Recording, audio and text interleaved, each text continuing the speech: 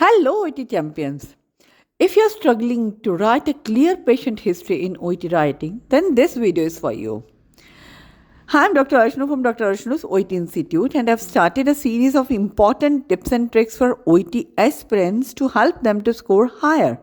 And today's video is on important tips to follow while writing history, that is past and the current medical history and the social history.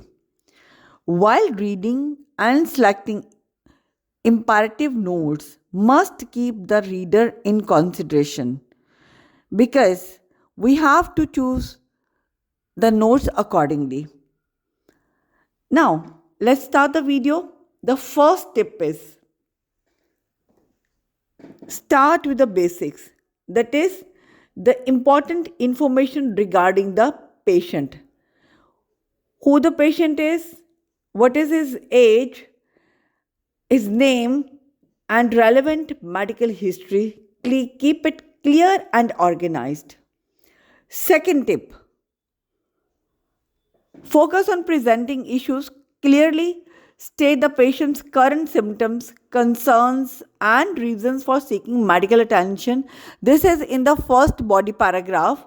Use medical terminology but keep it understandable. Third tip, include relevant past medical history. That means mention any relevant past medical history conditions or treatments that might affect the patient's current condition.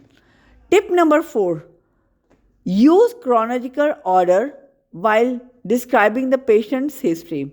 Follow logical chronological order to ensure the information that is easier to follow. Now, tip number 5, avoid unnecessary details. Keep the patient history brief and to the point. Avoid adding irrelevant details that won't impact the patient's current condition. This means if you're writing a letter to physiotherapist, the more concern should be on the mobility of the patient and if there is any fracture, the condition of the patient. If it is a hip replacement or the knee replacement, what is the current condition? Follow me for more tips on my YouTube channel. Like, share and subscribe for more writing tips.